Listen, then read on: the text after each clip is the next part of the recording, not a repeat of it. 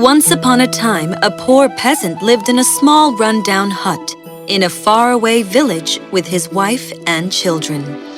His youngest was a daughter named Ra. Ra was as beautiful as she was wise. She would take the farmer's lone mule to the forest to graze by dawn and sing all day to the birds and flowers. She would return only at sundown. One evening, just as she had returned and had helped her mother cook the soup, there was a knock at the farmer's door. I'll get it. The peasant opened the door to see a bear standing before him. Please, do not be afraid, sir. I won't hurt you. Who is it, dear? Nothing. What do you want?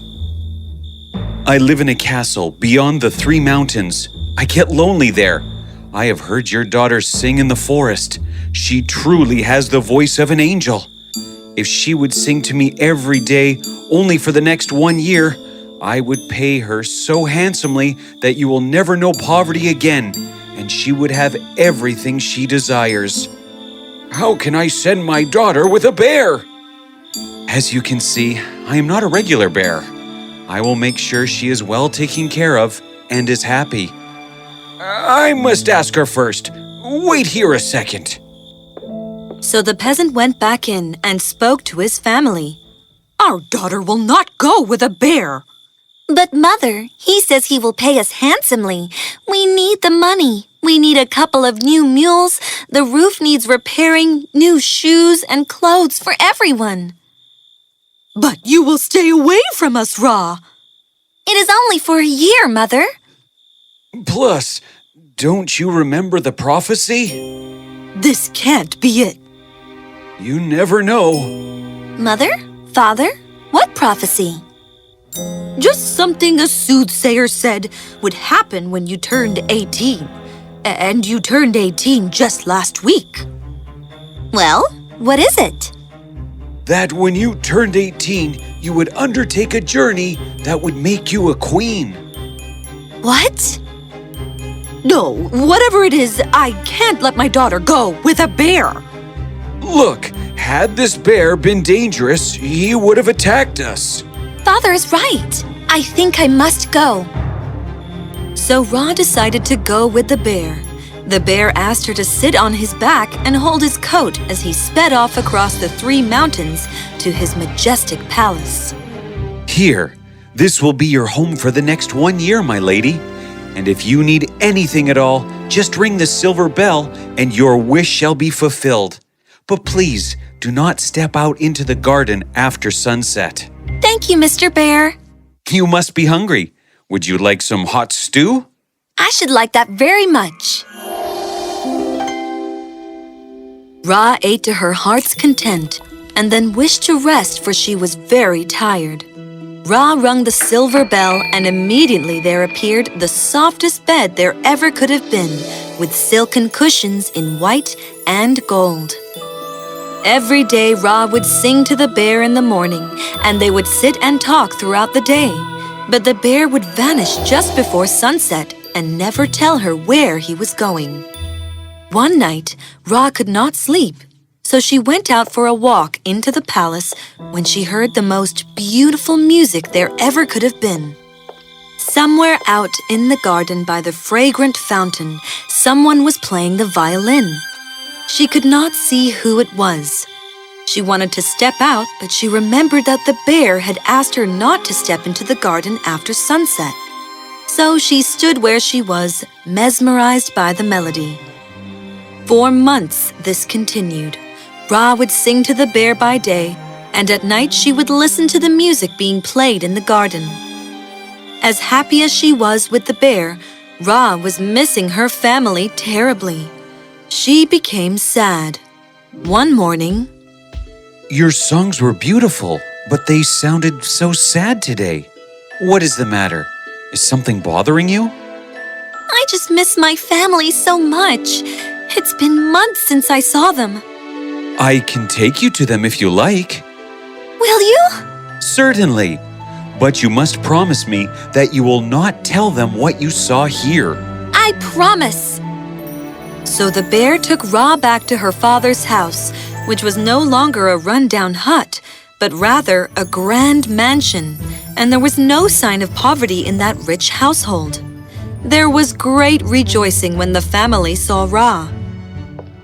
Mother, Father! Ra, my child, I am seeing you after so long. How have you been, my child? And how do you do, Mr. Bear? I am fine, sir. I shall be back tomorrow to pick her up. We missed you so much. So how is it there, Ra? Let her eat in peace. Ra, come into the kitchen with me, please. Help me get the dessert. Didn't you want to let her eat in peace? Finish your food. Come with me, Ra. Ra, so tell me, is everything all right with you? Is there anything unusual that is happening there? Mother, everything is fine. I am sure. You do look well. But is there anything unusual about the bear's mansion? Ra wanted to tell her mother everything about the mysterious music that somebody played every night, so desperately that, in the spur of the moment, she forgot that the bear had forbidden her to speak about it, and blurted it all out to her mother. Well, now when you go back to the bear's palace, when you hear the music at night, hide behind the fountain and stay there till daybreak. When he comes to wash his face at the fountain, you shall see his reflection in the water and know who it is. But Mother, the bear has forbidden me to step into the garden. Well, you are employed by him to sing and not to follow orders. Now do as I say. So the next night, when Ra had reached the bear's palace again, though she was tired, she stayed awake waiting for the music to begin. Then she tiptoed into the garden behind the fountain. At daybreak, she looked into the water as the figure came to wash his face, and there in the water, she saw the most beautiful, the most handsome face she had ever seen in her life. Goodness, you're so beautiful. Huh?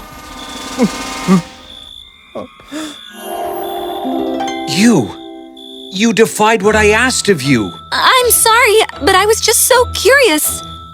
If you had just waited one more month, you might have freed me. But now the curse can never be broken. Look, I'm sorry. There must be something I can do. I became this way because of a curse from the witch Elora. She wants me to marry her daughter, for she thinks her daughter must marry the most handsome man in the world. When I refused, she put this curse on me and gave me 1 year to find my love. I had found you, Ra, but you ruined everything, and now I must go to her palace. I liked you, even when you were a bear. Is there no way I can rid you of the curse? There is a way, but it is impossible. Tell me, and I shall do it. Elora lives in a castle on the east of the sun and the west of the moon. You must reach there in 7 days and 7 nights. That is the only way. Wait, where is this place? Ra was not the one to give up, so she walked for 5 days and 5 nights into the deepest forests, asking every creature and bird she encountered if they knew where the witch Elora's castle on the east of the sun and the west of the moon was. But no one seemed to know. On the 6th day, she saw an old hag. Looking for the witch Elora's castle, Ra? Yes. Do you know where it is? They say it is on the east of the sun and the west of the moon. I don't know where it is, but someone might. I think you should go to the home of the North Wind.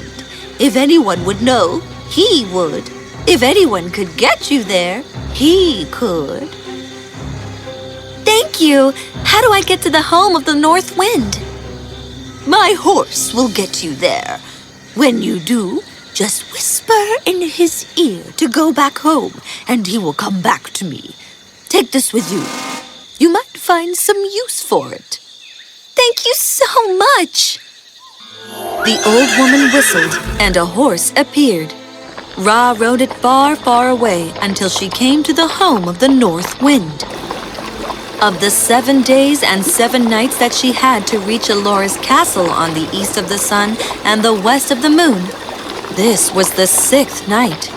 She told everything to the North Wind. The castle on the east of the sun and the west of the moon. I have been there but once, and it was so far away. Please, Mr. North Wind, I need to get there by tomorrow night. It takes me all of my energy and more to get there. I shall have to spend the whole of tonight preparing for the journey. We shall leave at the first break of dawn. Till then, rest here. So Ra rested in the home of the North Wind, and the next morning at the first break of dawn, both of them set off towards the castle on the east of the sun and the west of the moon. They flew the whole day and most of the night, until finally they reached Elora's castle.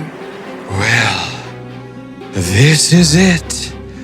I can fly not a flap further. You must go on alone from here. Thank you, Mr. North Wind. Thank you so much. Now go on. You have barely a few hours left before the 8th day's dawn. Ra ran to the palace. Elora saw her come and had the prince locked in 7 prisons to keep Ra away from him. I see you got here, but you've only reached the castle on the east of the sun and the west of the moon, and not the prince. Where is he? In 7 prisons. If you can get to him before dawn, we shall see about the curse. Take me to where the prisons are, and let no one be there. Very well. So Elora's guards took her to the 7 prisons and left her there. There in the 7th prison was the prince. When she was all alone, Ra removed the key the old woman had given her and opened each of the 7 doors and reached the prince. You were here. Yes, I reached you. Now your curse will be broken. No, not yet. Elora must have another trick up her sleeve. My, you managed to get to him, did you? Well, nice effort. So now he will be free of the curse, right? You are in my castle, in my prison, and you expect me to set you free. He must marry my daughter. But the condition of the curse... As per the curse, if my love gets to me before the end of 7 days and 7 nights, I get to choose who I marry.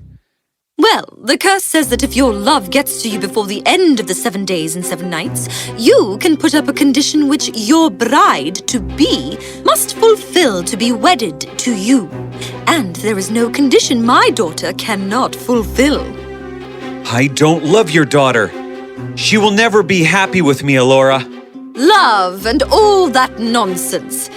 Tell me your condition. Well, then let love be the condition. When 2 people love each other, their hearts move in tandem as one. And what better way to assess that than with music? My daughter does sing beautifully. Condition approved. So it was arranged for the prince to have his violin. Elora's daughter tried to sing along with the violin, but she couldn't. La, la, you and I forever. Stop that wretched sound. So now it was Ra's turn. La, la, la, la, la, la, la. We are meant to be together. The prince played and Ra sang, and together they created a melody so mesmerizing that even Elora was entranced in ecstasy. I don't understand.